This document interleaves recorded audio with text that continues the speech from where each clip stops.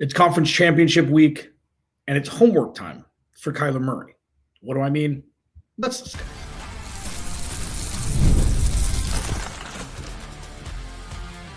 You are Locked On Cardinals, your daily Arizona Cardinals podcast. Part of the Locked On Podcast Network, your team every day. Cardinals, Alex Clancy here. Follow me on Twitter, Clancy's Corner. Follow the podcast at Locked On AZ Cards. Thank you for making Locked On Cardinals your first listen. Free wherever you get your podcast and on YouTube, part of the Locked On Podcast Network, your team every day. Today's episode is brought to you by Game Time. Download the Game Time app, create an account. Use code LOCKEDONNFL for $20 off your first purchase. So there's going to be plenty of time to talk about free agency, plenty of time to talk about trade targets, plenty of time to talk about the draft. While there's still football going on, I think it's prudent of me and us as a collective, the Locked On Cardinals family, to compare it to the Cardinals and where the Cardinals can improve. Because 3 out of the 4 teams that are playing, the Eagles, the Bills, and the Chiefs, live in the playoffs. They make the playoffs almost every year. The Chiefs, obviously, I think this is their 7th straight AFC championship. Something bananas like that. That can't be right. 5th straight, something like that.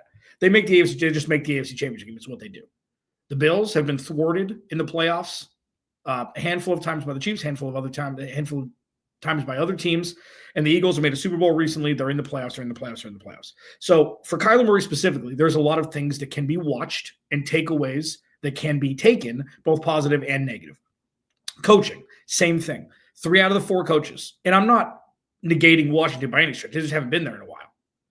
And Dan Quinn was an average head coach when he was in Atlanta. But I mean, like, you're looking at Nick Sirianni, regardless of what you think of him as a coach. I think he's only as good as his players take him. But you've got him who's been there. You just got to give him the credit there. And you've got Andy Reid and Sean McDermott. Like, coaches should be watching and taking away things as well. And then finally, what's the best case scenario for the Cardinals, specifically on the NFC side, for the future of the conference that would give them a better path to get to where they want to go? Seems a little abstract. It won't be once I explain. So first, Kyler Murray, naturally. When you're looking at guys, like the thing with Jaden Daniels, and this is not anything to do with Clay at all. Like Jaden Daniels, like he's never been there before. Like, this is like, I'm kind of removing him from this. And I think that's fair, at least for this year. I'm not saying that Kyler Murray is better than that's not what this is about. It's more receipts for what these guys have done and continue to do, good and bad, for the 3 other quarterbacks. Jalen Hurts, I'm going to start with him.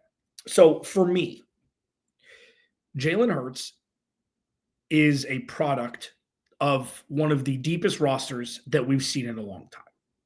One of the, not the, one of the. Since he's gone there, the best offensive line in football, they are a factory, a defensive line and linebacker factory.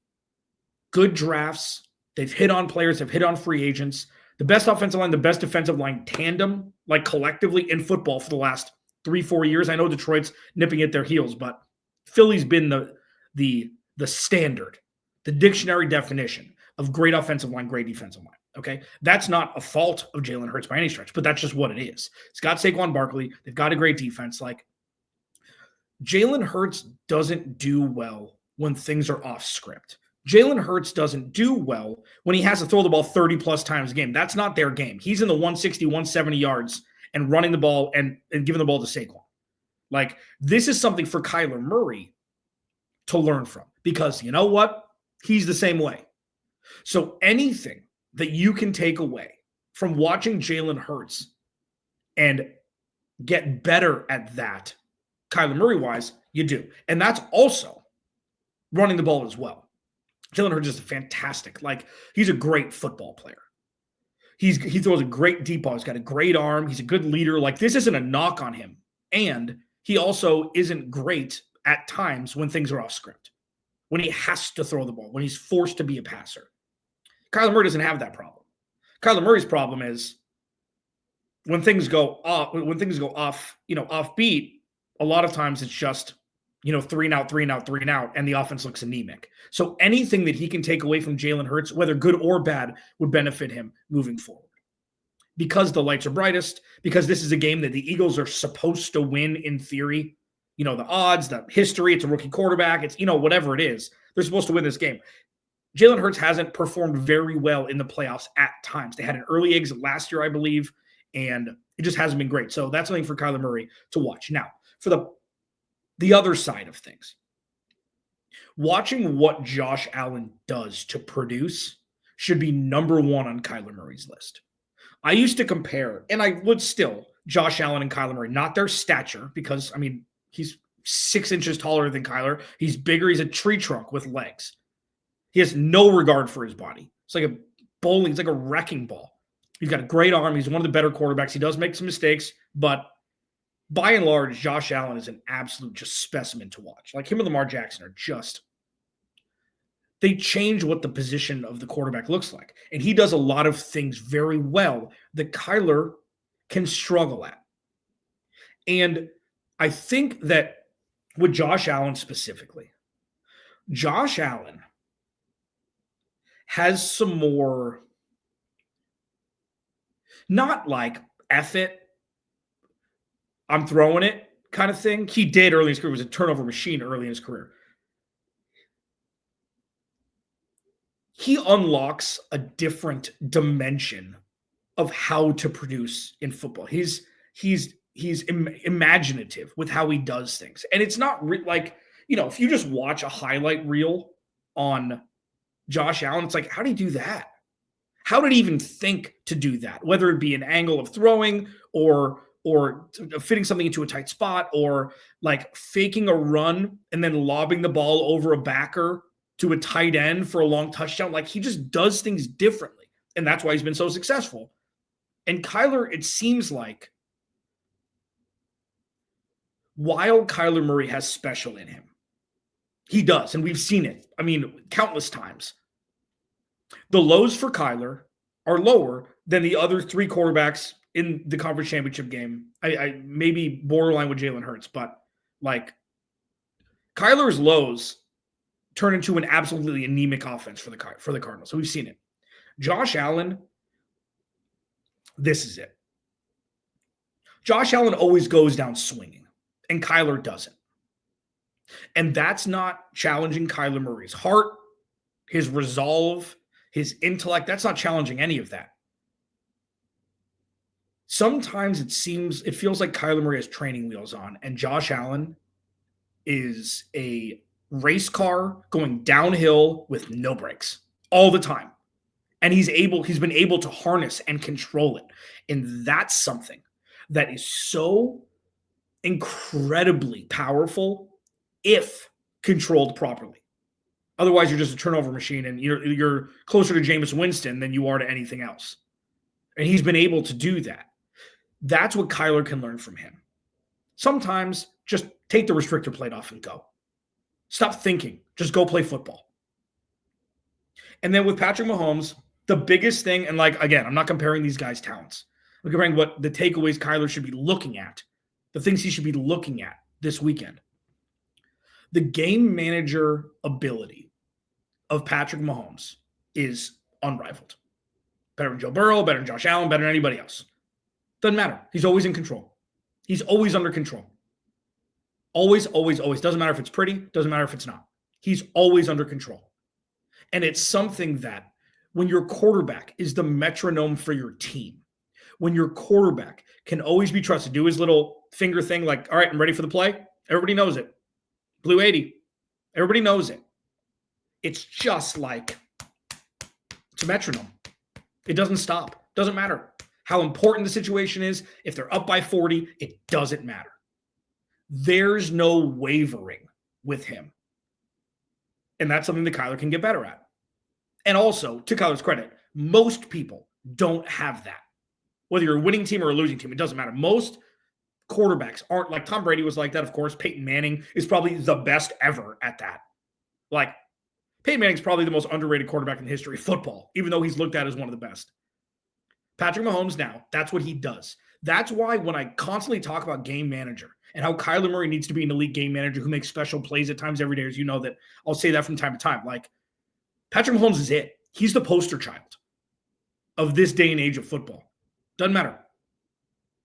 Finger, tell me the play, blue 80, go. Doesn't matter. Always under control. And that's something that is wildly beneficial. Wildly beneficial. So, to recap, for Jalen Hurts,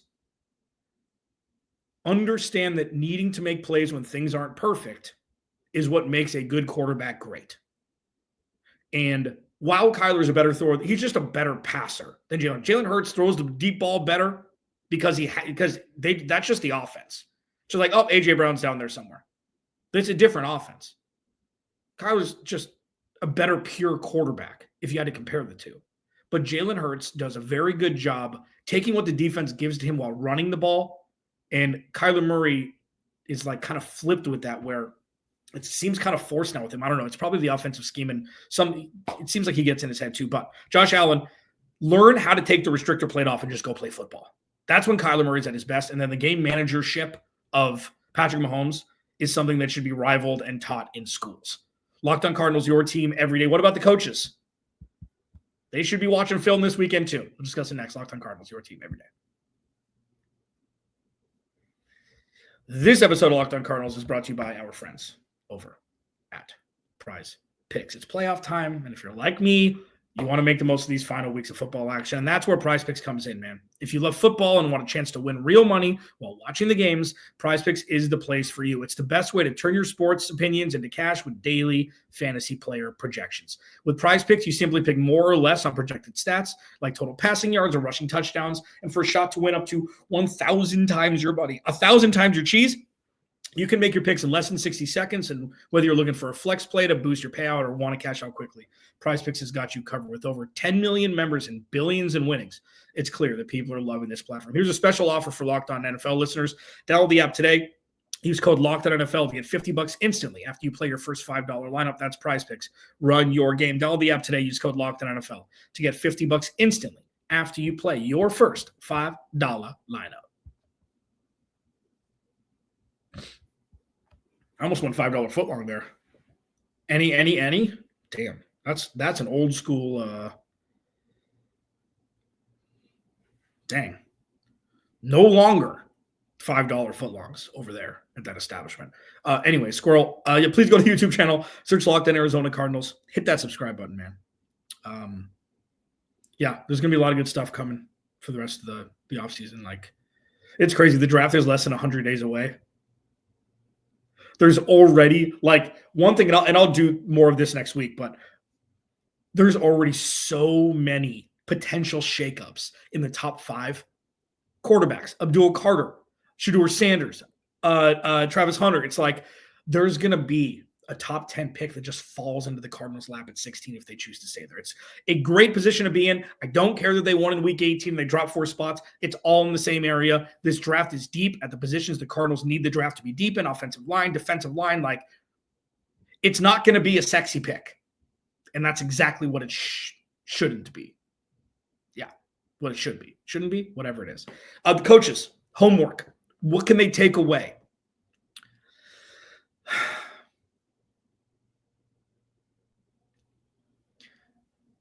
I'm going to remove Nick Sirianni from this because I don't think Nick Sirianni is a good coach. So let's talk about Dan Quinn. Okay. Dan Quinn, in less than a calendar year, has ushered in the belief that they can win.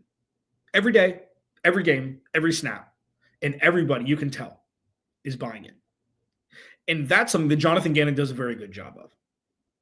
And that's something that Jonathan Gannon hasn't been able to test in the playoffs.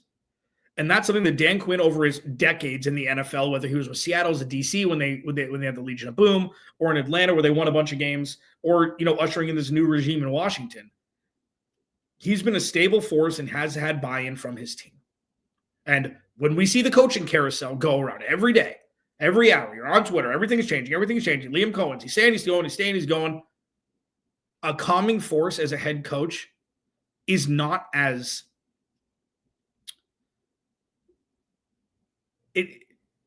it's not as common as people think.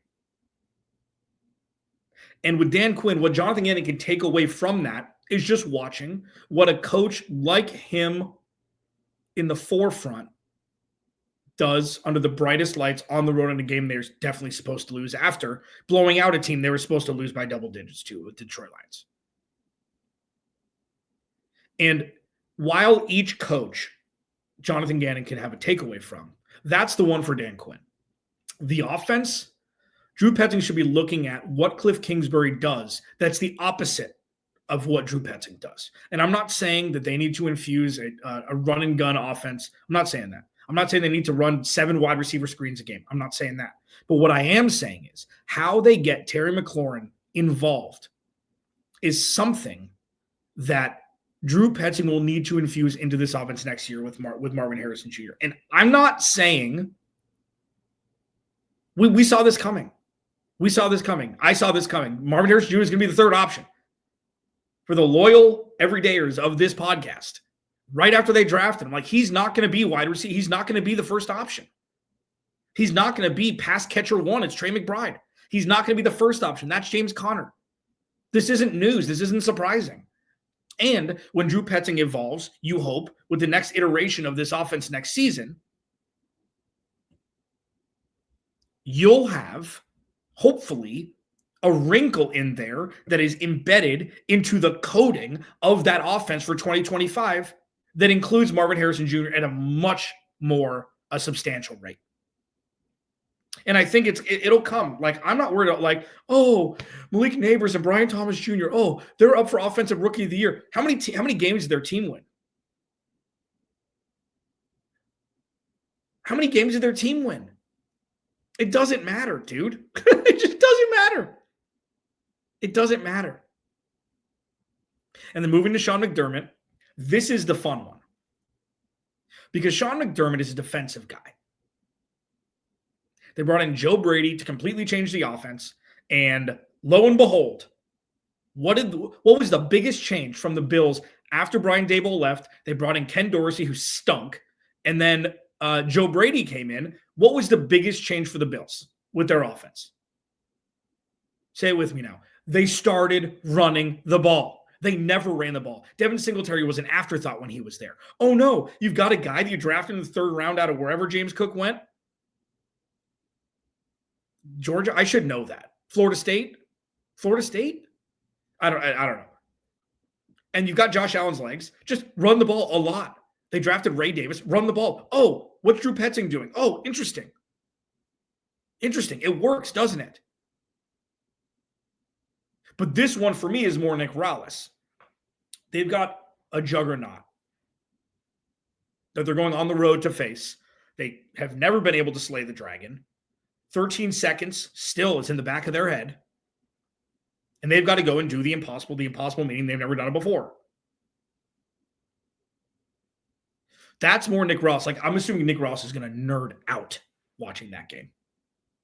Absolutely. Stop Patrick Mahomes. Cool. Let's go to work.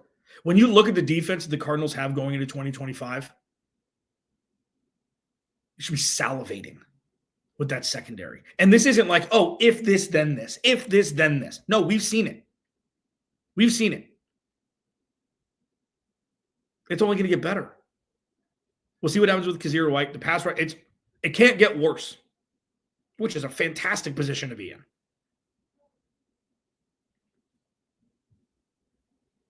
You should be salivating for the Cardinals defense next season. Could be top 5. Truly, it could be top 5. And then you go to Andy Reid, and this is a Jonathan Gannon and Drew Petzing thing. Specifically for one reason. 4th down play. One umbrella, and let me pepper in a couple things. 1, 4th down. What they do on 4th down, Andy Reid is a wizard. Do you remember when Patrick Mahomes had to miss a play? I think it was Chad Henne had to come in on 4th and short against Cleveland in the playoffs a handful of years ago when Baker Mayfield was there. And if they didn't convert, Cleveland could come down, score, win the game, and advance. Do you remember that? And he ran a rollout with the backup quarterback on 4th and short, and he found Tyreek Hill in a tight window on the sideline. Yeah, that's Andy Reid just making people's head explode. Andy Reid is the best head coach, because, he's got Patrick Mahomes, but he's the best head coach at bending. I hate when people say this, but this is really it, like bending reality. He makes the impossible seem normal. It's play calling. It's going forward with things. It's obviously the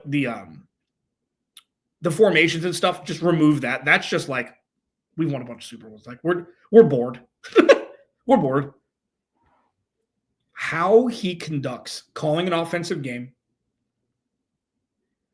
always knowing the weakness of his opponents. And this is most important. This is absolutely most important.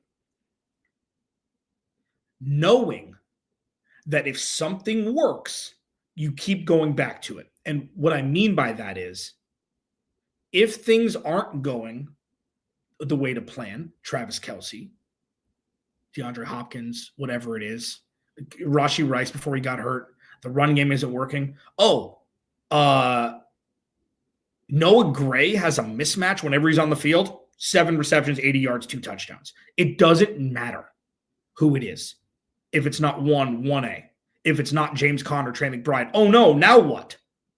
It's always wherever the weakness of the opposing team is, wherever the leverage is, you take it from an ajar door to one that's ripped off its hinges. And that's something that Andy Reid does better than most. And that's something the Cardinals need to catch up with, not to them, but just in general, moving forward towards that to unlock the full potential of this offense. And I think this weekend is going to be awesome to watch all these games. What's the best case scenario for the Cardinals when we're talking about the NFC Championship game? I'll discuss it next. Locked On Cardinals, your team every day. This episode of Locked On Cardinals is brought to you by our friends over at Game Time. I love going to live events, whether it's sports, music, theater, comedy, whatever it is. One of my favorite memories was, I went and saw a comedy show a couple months ago. Absolutely loved it. The Game Time app makes it so easy to find anything you want across all avenues. And it's now even easier to get tickets to your favorite events with their new feature, Game Time Picks. This feature filters out the fluff to show you only incredible deals on great seats, so you don't have to waste time searching through thousands of tickets. Take the guesswork out of buying tickets with Game Time. Download the Game Time app, create an account, use code LOCKEDONNFL for $20 off your first purchase. Terms apply. Again, create an account, redeem code LOCKEDONNFL for $20 off. Download Game Time today. What time is it? Game time. Today's episode of Locked On Cardinals is also brought to you by our friends at LinkedIn. As a small business owner, your work doesn't end when the clock hits 5. Your business is always on your mind, which means whether it's time to hire or whatever it may be, when you're looking for employees, you need a partner that works just as hard as you do. And that's where LinkedIn Jobs comes in. When you clock out, LinkedIn clocks in. LinkedIn makes it easy to post your job for free, share it with your network, and get qualified candidates all in one place. Here, this is how it works. Post your job, okay? LinkedIn's new feature can help you write job descriptions and then quickly get your job in front of the right people with deep candidate insights. And here's a pro tip: add the hashtag hiring frame to your profile picture to double your reach to qualified candidates. No wonder 72% of small businesses say LinkedIn helped them find high quality hires. Man, post your job for free at linkedin.com/LockedOnNFL. That's linkedin.com/LockedOnNFL to post your job for free. Terms, conditions apply. Yeah, I'm jacked. I'm excited for conference championship weekend as it pertains to the Cardinals. And this isn't like a force thing. We have so many things to talk about, but I think it's fascinating and kind of redeeming at times to watch other high level teams do things not as well as the Cardinals do in specific instances. And I know you can't compare them because they're playoff teams. The Cardinals didn't make the playoffs. I get it. We're thinking a little bit abstractly here on a Friday on Locked On Cardinals, but it's going to be fascinating to see how the Cardinals translate what they did well this past year into doing it even better next year, and how they translate and pivot from doing things not so great with their shortcomings and turning that into positives moving forward. And you can watch these teams that constantly make the playoffs and take notes and implement them because, that's what teams do. Imitation is the greatest form of flattery, unless you're probably a serial killer or something. So the best case scenario for the Cardinals: Eagles, Washington. What's the best case scenario for the Cardinals as pertaining to the future of the NFC? Would it be better if Washington won, or would it be better if Philly won? Let's break it down. So Philly wins. They're expected to win. They make another Super Bowl, and they've got a stacked roster. They got Jalen Carter and they got Cooper DeJean and, they've got a bunch of veterans. They've got a great offensive line, all of those things. They got Jalen Hurts, Saquon. We'll see what happens with Saquon moving forward. A.J. Brown, Devontae Smith. Okay. If Washington wins, be unbelievable, like an unbelievable run, not like you don't believe it, but Jaden Daniels is playing out of his mind. He and Terry McLaurin have something special. Zach Ertz had a career resurgence there. Their running game, has kind of taken a back seat, which is odd. I think opposing teams are now just like, all right, Rook, go throw your way to a win, and he has. Their defense is playing a lot better than people expected, and if they win, nobody wants to play them right now. Nobody wants to play Philly either, but nobody wants to play Washington because the biggest thing that rookies have on every other quarterback in the NFL that's not a rookie is there's no NFL film on them. Now there is because there's a couple months of football, but like where Jaden Daniels eats is in the gray, like Kyler Murray. Something breaks down, Jaden Daniels just happens to be, 6 inches taller. He uses that to his benefit. He's got a cannon too. And he's only going to get better. But like, here's the thing. And this is not a knock on the rookie whatsoever. We said this about CJ Stroud last year. So let's just pump the brakes here for a minute. What's better for the Cardinals? I think personally, it's better for the Cardinals if the Eagles win. And I know that saying Washington wins would be better because rookie and then everybody's going to get pissed off in Philly. This is why. I don't think either of these teams are going to beat either the Bills or the Chiefs. Having another crushing blow to the Philadelphia Eagles organization in the next round in the what some call the Super Bowl would have lingering effects that would blow that team up more than if they were to lose on Sunday. And I know it's counterintuitive. I get it. And the questions would surround Jalen Hurts. Like with the Cardinals, you want dispersion at this point. You want dispersion of talent. You don't want this top tier stuff where it's two really good teams and everybody else. Like you want dispersion. You want A.J. Brown to say, get me out of here. You want the free agents to be like, oh, you know what? I'm going to go somewhere else. You know what? I'm going to go somewhere else. So I'll tell you what. If A.J. Brown doesn't get his touches and Devontae Smith don't get their touches like they deserve, like they got paid to get, it's a ticking time bomb there. Saquon Barkley could get money somewhere else. That was a fun run, didn't win. I'm going to go somewhere else and get some money. Nick Sirianni is going to be looked at as the guy that can't win the big one, and it usually comes down to he's only as good as his players take him. Jonathan Gannon got the brunt for the Super Bowl loss. Nah. Jalen Hurts fumbled the ball at the end of the game. Like, what are we talking about here? And it's Patrick Mahomes. So I think Philly winning, because I don't think they're going to win the Super Bowl, would be better for the Cardinals, even though it seems counterintuitive. There's a lot of good players on the Eagles. A lot of players that could go elsewhere if their contracts are up. And you know who coached a lot of those Eagles? Jonathan Gannon. I don't know if you knew that. I waited long enough. You could have guessed it. Either way, it doesn't really have a direct effect on the Cardinals. This isn't an NFC West team that made it, for example. But I do think in the grand scheme of things, Philly winning, put it this way, Philly winning, even if they do win the Super Bowl, just like I said with the Rams a couple of years ago, which wasn't exactly true. It didn't exactly end up being true. I was like, yeah, Rams, just go win the Super Bowl because then everybody's going to leave. I'm going to go get the money somewhere else. OBJ left, Von Miller left, and now, of course, Sean McVay's still the greatest coach in football. I still like him and Andy Reid are 1 and 1A. You can take your pick. Either way, I'm rooting for Philly, not because the fans are because they're the worst, but because